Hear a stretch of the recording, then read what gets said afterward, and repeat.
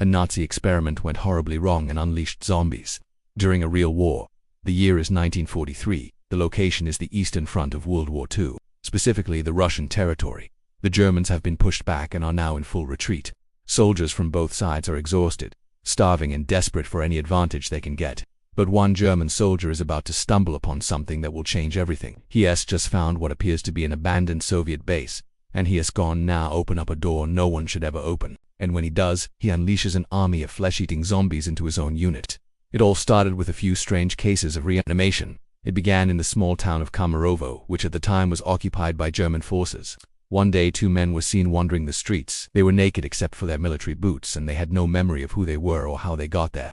Some townspeople claimed that the pair had actually been killed a few days earlier during an air raid, but clearly something had brought them back to life. Soon after, the living dead made their way out of town, heading into the forest to the north. The sight of reanimated corpses didn't stay rare for long.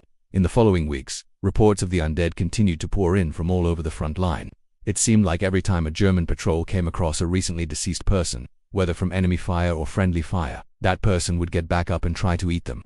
At first it was assumed that these were just isolated cases of insanity, people who had somehow survived being shot or bombed and then lost their minds. But then it became clear that this wasn't the case. In fact, the Russian dead were coming back to life on purpose. You see, deep in the forests of Siberia, the Nazis were conducting horrifying experiments on captured Soviet soldiers. Their goal was to create an unstoppable super soldier that would never feel pain, fear, or fatigue. These so-called Lazarus complexes involved removing a person's limbs, organs, and even eyes while they were still alive, and then stitching them back together with experimental drugs that kept them conscious. It was hoped that the resulting cyborg-like creatures would make the perfect Nazi soldiers, and in many ways they did. They were stronger than normal soldiers, thanks to their cybernetic enhancements, and more importantly, they didn't feel pain, so they could keep fighting even if they were wounded multiple times. But there was a big problem with this plan. See, there was only one problem with creating an unstoppable killing machine that doesn't feel pain. It's not really an improvement over your average killing machine that feels pain. I mean, we've all seen Rambo. He gets shot, stabbed, blown up, and otherwise mutilated several times throughout the course of each movie. But he just keeps getting back up and kicking ass until the movie's over. The only real difference between a normal human being and Rambo is that Rambo is fictional and he has a machine gun. So the Nazis needed to add something else to the mix, something that would make their new super soldier unstoppable in every sense of the word. They decided this extra something would be death itself. As part of the experiments, the super soldiers were repeatedly killed and then brought back to life, either through medical science or in some cases, voodoo magic. This process of dying and being revived gave the subjects superhuman strength and stamina, but it also gave them a voracious hunger for human flesh. The revived soldiers craved the warm, fatty goodness of human muscle and the salty tang of human blood, but they weren't able to control this craving. If they saw anyone, they would immediately try to tear them apart and eat them. This meant the Nazi scientists had created an unstoppable killing machine that was basically a zombie. Now, up until this point, we've mostly talked about this in terms of science fiction. But remember, this is supposed to be a story about World War II, so let's go ahead and bring it back down to reality. The problem for the Nazis was that although the reanimated super soldiers were successful at doing what they were designed to do, i.e. kill people, they weren't very good at actually staying dead. When they died and came back to life, they would sometimes attack the scientists and other personnel working on their project. Even worse, they would break free of their containment cells and go on murderous rampages through the nearby villages. It wasn't long before word of these flesh-eating monsters reached Hitler himself. And as you might imagine, he was pretty pissed. He ordered that the project be shut down and the remaining super soldiers destroyed. But it was already too late. One of the super soldiers, known only as Subject 7, had escaped into the Siberian wilderness, and he wasn't alone. He'd managed to infect several other people with his zombifying disease, and they were now part of his growing army of the undead. Meanwhile, far from the jungles of Siberia, the war was going badly for the Germans. Things were looking so bad, in fact, that Hitler's top generals were planning to end the war as quickly as possible by starting a nuclear exchange with the Allies. The Führer would hear none of it.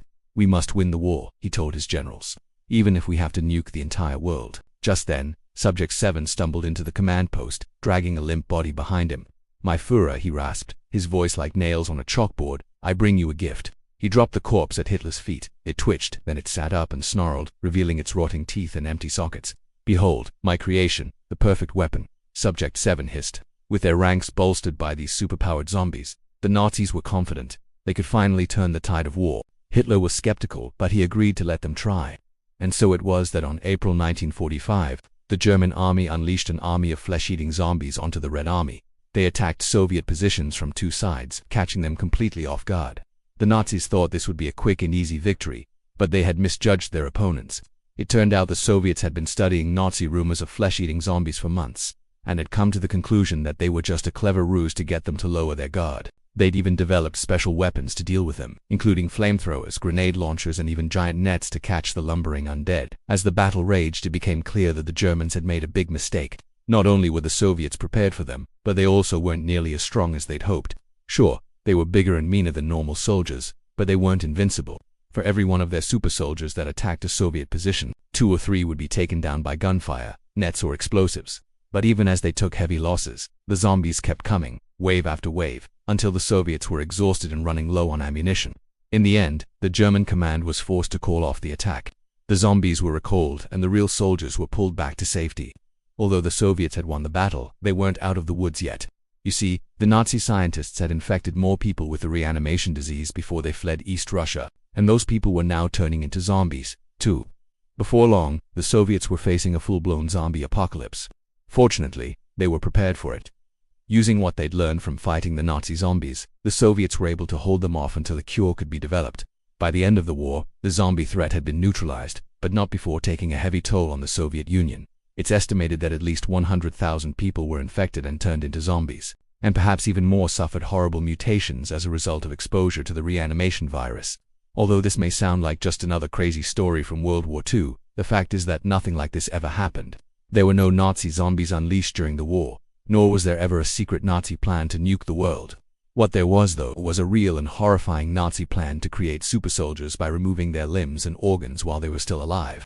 And although it never quite worked the way they wanted it to, that didn't stop them from trying. Hey there guys, thanks for watching. If you enjoyed this video, be sure to check out more content for all the creepy details on the real-life Nazi super soldier program. Just click here.